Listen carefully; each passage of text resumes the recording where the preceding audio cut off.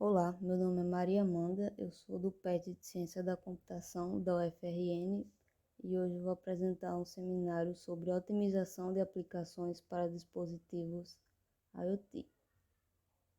Aqui o sumário, o que é IoT, a importância da IoT, exemplos, estruturas de uma aplicação, otimização e a conclusão. Nesse seminário vão ser explorados como funciona a internet das coisas, alguns exemplos, como ela é utilizada no mundo de hoje e as tecnologias utilizadas para construir aplicações IoT. Começando aqui com o que é IoT, o conceito mais comum de internet das coisas é a rede de objetos físicos incorporados a sensores, software e outras tecnologias com o objetivo de conectar e trocar dados com outros dispositivos e sistemas pela internet. Ou seja, é basicamente a conexão de objetos do nosso cotidiano com a internet, permitindo a automação de diversas tarefas e processos. Pode ser visto em carros, eletrodomésticos, sistemas de segurança, entre outros exemplos que vão ser mostrados posteriormente. Passando agora para a importância da internet das coisas, eu trouxe aqui alguns tópicos, sendo o primeiro dele controle e automação, como é o caso, por exemplo, das casas inteligentes, em que é possível controlar lâmpadas e eletrodomésticos, reguladores de temperatura, através de um celular, por exemplo. O segundo é acesso à informação em tempo real, como esses dispositivos eles estão conectados com a internet, é possível facilmente acessar os dados que eles coletam e as informações que eles produzem em tempo real. Terceiro é a coleta de dados por meio dos sensores. O quarto é eficiência e produtividade. Como no geral a internet das coisas ela funciona sem a intervenção humana, sendo baseada principalmente na comunicação entre máquinas, ela pode desempenhar suas funções a qualquer momento. E o último tópico é qualidade de vida, que seria basicamente a aplicação desses outros pontos que foram citados à nossa vida cotidiana. Como eu já citei, os eletrodomésticos de casa inteligentes, sistemas de segurança que podem ser monitorados e controlados pelo celular, além de aplicações em sistemas produtivos e atividades de trabalho. Aqui estão alguns exemplos que eu já citei, inclusive, um exemplo muito comum são as casas inteligentes, em que diversos dispositivos como termostatos, sistema de luzes e eletrodomésticos podem ser controlados e monitorados remotamente. Tem os carros inteligentes, os smartwatches e fábricas inteligentes. Aqui um pouco sobre o mercado de IoT. Aqui é um gráfico sobre o número de dispositivos IoT instalados no mundo, em bilhões, e que a gente vê que foi crescendo ao longo dos anos e tem uma tendência a ter um salto aí nos próximos anos. Em crescimento, que é um mercado que está em crescimento e é esperado que continue crescendo quando cada vez mais dispositivos vão estar conectados com a internet. Que estruturas de uma aplicação IoT não existe uma estrutura definida para as aplicações IoT, porque as utilidades delas podem ser muito variáveis. Mas, no geral, existem essas 4 camadas que são essenciais. A primeira é de Smart Things, que são os objetos inteligentes, e aí onde ficam os sensores responsáveis pela coleta de dados, como temperatura, umidade, vídeo, entre outros. Na camada de Networks, que é a camada de rede, é onde acontece a comunicação entre os dispositivos e também o transporte de dados para a nuvem, onde eles vão ser tratados. A forma como essa comunicação é feita vai ser abordada posteriormente. Na camada de middleware, que é a camada de processamento, onde essa é a camada responsável por tornar os dados úteis. E aí onde eles são armazenados e processados, e passados para a camada de aplicação, onde eles vão ser utilizados. Na camada de aplicação é onde o usuário final faz uso dos dispositivos com as informações que foram analisadas e elas passam a ser aplicadas em serviço. Ou seja, nas três primeiras camadas, nas três primeiras etapas, a informação ela está em movimento e sendo modificada, até chegar na camada de aplicação, onde ela vai ser utilizada. Passando agora para a otimização. Nesse trabalho, eu estou tratando de otimização no contexto de recursos limitados, ou seja, de escolhas a serem feitas que impactam na produtividade e na eficiência do produto a ser desenvolvido. E aqui vão ser abordados três âmbitos: dados, conectividade e energia. Começando por dados, as principais questões são escalabilidade e agilidade, com grande volume de dados coletados que aumentam rapidamente. No contexto da internet das coisas, é importante pontuar que cada evento vai acabar criando um dado, uma vez que os sensores eles estão constantemente lendo e coletando essas informações, seja temperatura, batimentos cardíacos, entre outros. E a segunda questão relacionada a dados é a do armazenamento, devido à grande quantidade de dados coletados e à heterogeneidade desses dados, o uso de sistemas tradicionais de bancos de dados não é suficiente. E aqui é dados estruturados e não estruturados, que está ligado com a questão da heterogeneidade. Pensando aqui numa rede de dispositivos IoT conectados, esses dispositivos eles podem gerar dados de formatos diferentes ou terem diferentes software, entre outras situações, e aí dessa forma é preciso de um sistema que possa fazer a comunicação, ou seja, relacionar essas informações para que elas possam ser apresentadas de forma útil na aplicação para o usuário. Aqui algumas possíveis soluções.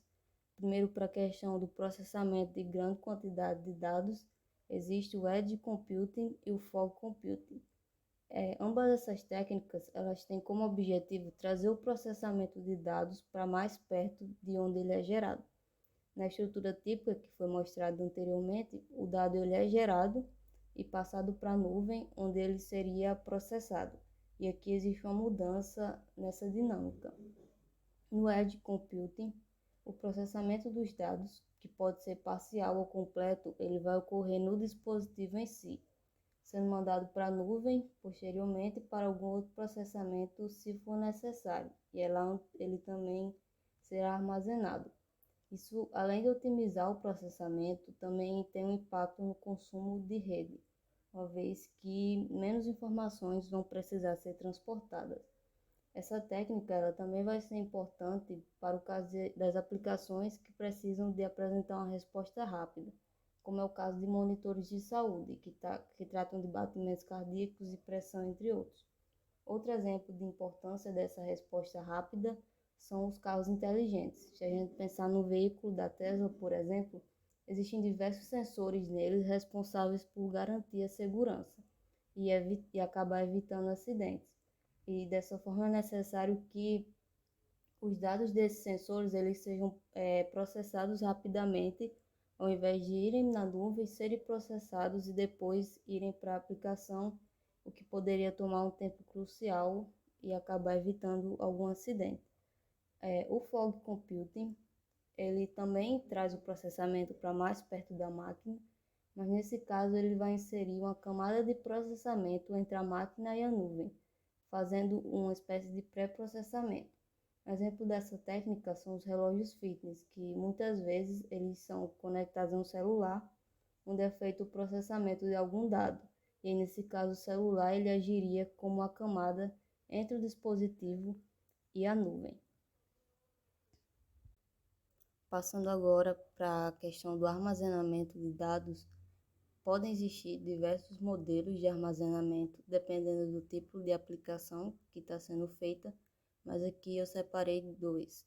O primeiro dele é o de armazenamento eficiente, integrando dados estruturados e não estruturados.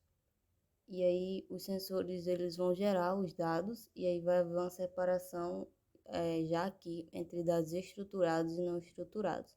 Fazendo aqui uma pequena diferenciação entre esses dois conceitos, dados estruturados eles são dados quantitativos, ou seja, altamente organizados em tabelas, que geralmente consiste em números e valores, que possuem aí um formato pré-definido, enquanto dados não estruturados são dados qualitativos que podem corresponder a textos, posts em redes sociais, vídeos e etc., variando aí de forma e tamanho, e esses dados eles não podem ser processados e analisados por ferramentas convencionais. Então, nesse modelo aqui, se o dado ele for estruturado, ele vai ser direcionado para um módulo de gerenciamento, passando por bancos de dados convencionais de NoSQL e bancos de dados relacionais. E já se ele não for estruturado, ele vai ser direcionado para um módulo de repositório de arquivos, como o Hadoop, que é uma ferramenta capaz de analisar e processar dados não estruturados. Aqui é já o segundo modelo, que é o de armazenamento centralizado baseado em NoSQL. E aqui no caso NoSQL ele funciona armazenando os dados no modelo chave-valor.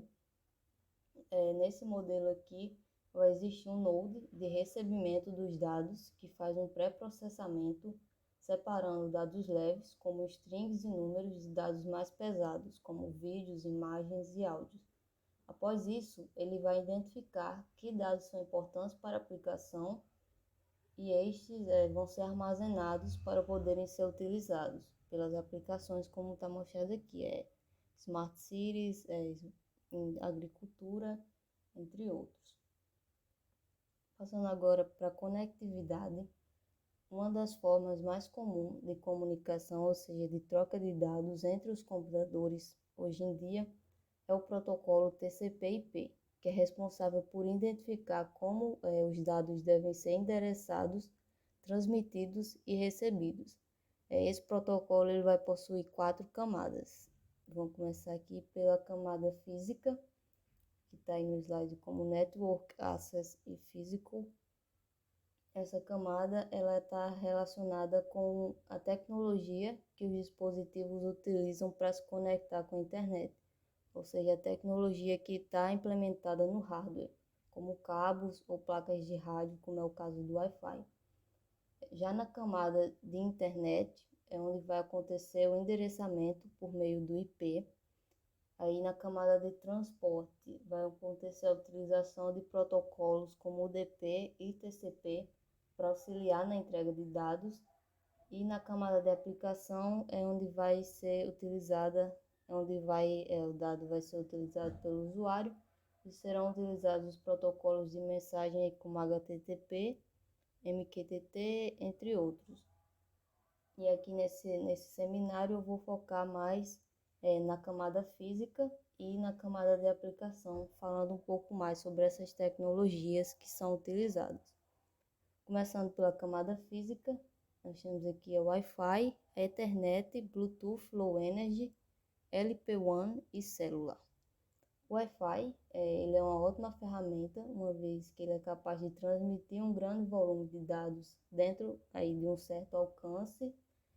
No entanto, ele pode não ser ideal para muitos dispositivos da internet das coisas, porque ele consome muita energia, ou seja, ele é mais comum para dispositivos conectados em casa e que são regularmente recarregados, como é o caso aí da Alexa e de muitos eletrodomésticos de casas inteligentes, que é o principal uso dessa tecnologia, como aí está no slide, é a fechadura inteligente. Ele possui uma grande compatibilidade, uma vez que ele é muito popular, ou seja, ele consegue funcionar com um roteador normal que já está presente na casa de muitas pessoas. Passando agora para a Ethernet, ela tem a capacidade de transmitir uma grande quantidade de dados e em alta velocidade com um baixo consumo de energia. No entanto, ela vai exigir que cada dispositivo tenha uma conexão direta e cabeada com a rede, não havendo aí muita mobilidade, ou seja, ela é dependente de cabos. Um benefício da Ethernet é o Power over Ethernet, que permite o fornecimento de energia através do cabo de conexão, facilitando aí a instalação de dispositivos em lugares que seria difícil fornecer energia, como cabeamento de luz ou alguma coisa do tipo. Seu principal uso vai ser em prédios inteligentes, justamente na estrutura do prédio, no controle de portaria, estacionamento, em vigilância no sistema de segurança, controle de luz e temperatura, entre outros. Agora, o Bluetooth Low Energy, esse BLE, ele é uma versão do Bluetooth adaptada para aplicações IoT, ou seja, ele vai possuir um baixo alcance, ele tem a capacidade de transmitir um baixo volume de dados, mas vai ter também um baixo consumo de energia, o que seria essencial para aplicações IoT. Diferente do Bluetooth tradicional, o Bluetooth tradicional que foi criado para transmissão de longos arquivos como músicas, fotos e outras mídias que acabam consumindo muita energia, o BLL foi criado para transmitir poucas informações em um curto espaço de tempo, o que acaba tendo aí um consumo mínimo de energia. Ele ainda auxilia na conservação de energia, entrando no sleep mode quando não está sendo utilizado. Eu trouxe aqui um exemplo de um smartwatch, então ele vai funcionar geralmente com dispositivos periféricos e um dispositivo central.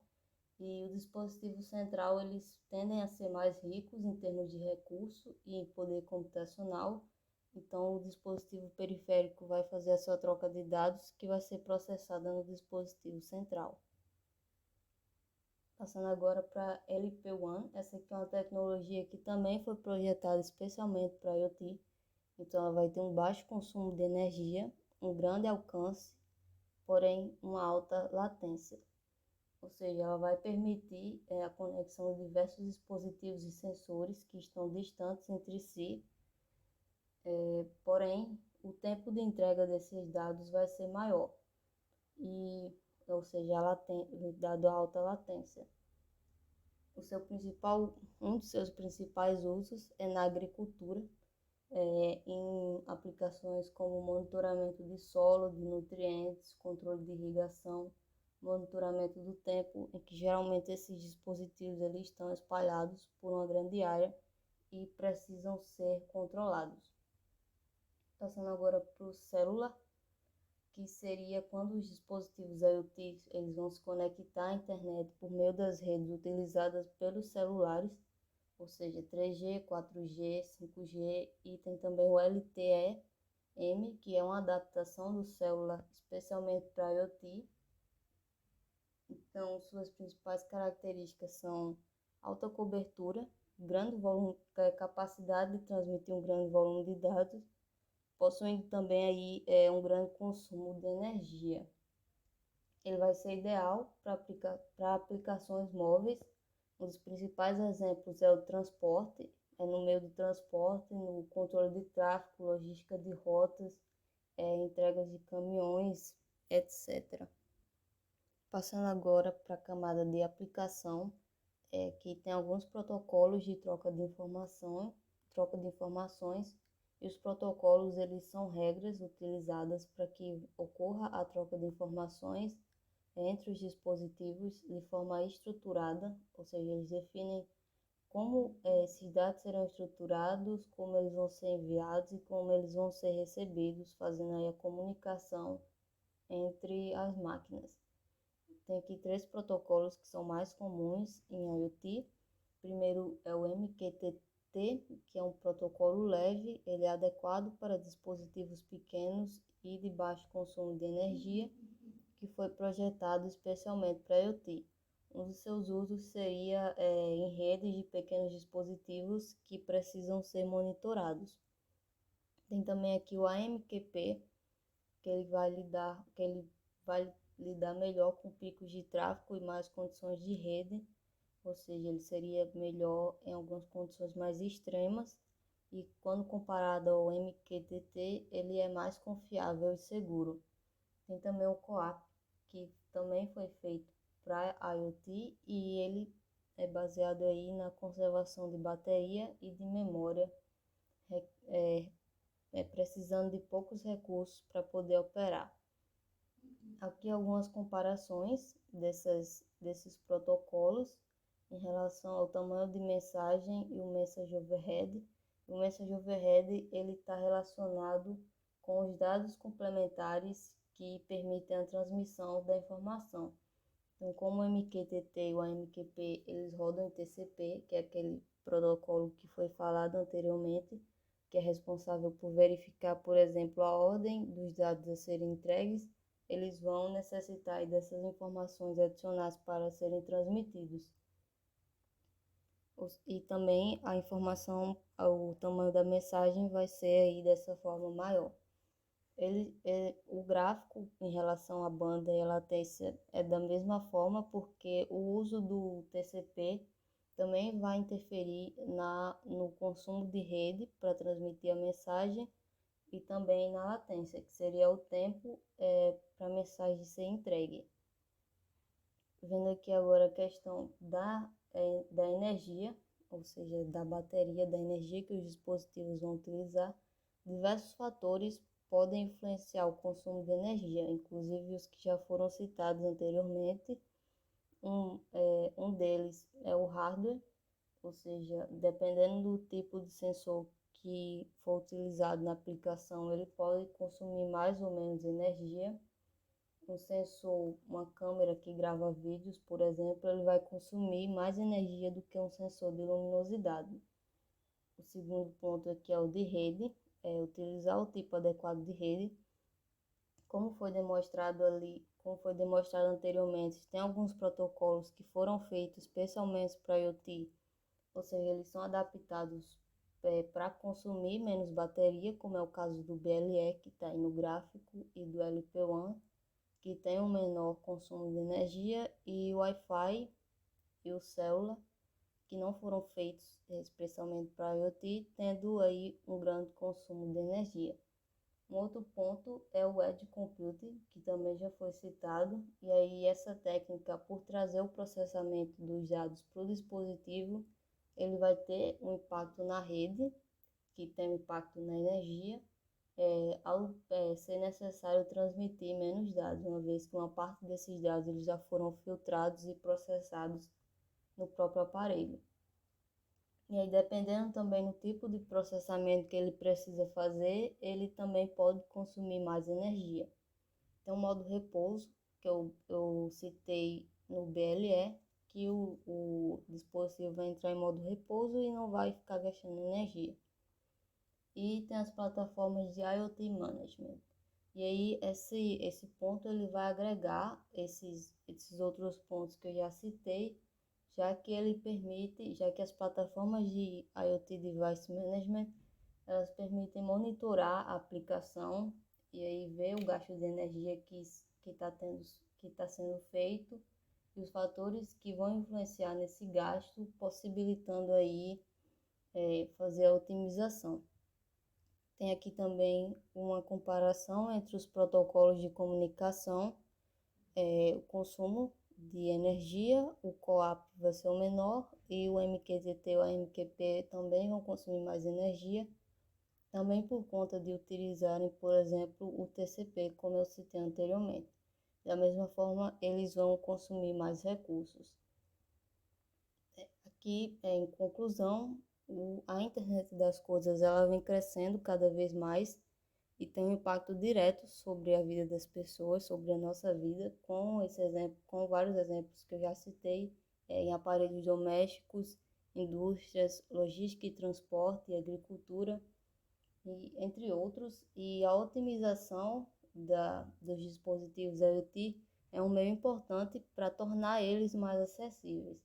A acessibilidade é um fator importante porque ele vai garantir o uso dos dispositivos pelo maior número de pessoas possíveis, ou seja, pessoas que talvez não tenham acesso a uma boa internet ou que tenham dispositivos com baixo poder de processamento, se as aplicações elas forem otimizadas para funcionarem com essas condições, essas pessoas passarão a ter acesso, o que pode gerar um crescimento econômico, mais inovações, além de expandir a qualidade de vida que pode ser proporcionada pelas tecnologias da internet das coisas para mais pessoas, como essa qualidade de vida que eu também citei aqui, como é o caso do monitoramento de saúde, monitoramento de segurança, questões de automação de trabalho e entre outras, que são algumas fontes que foram utilizadas, e é isso. Muito obrigada.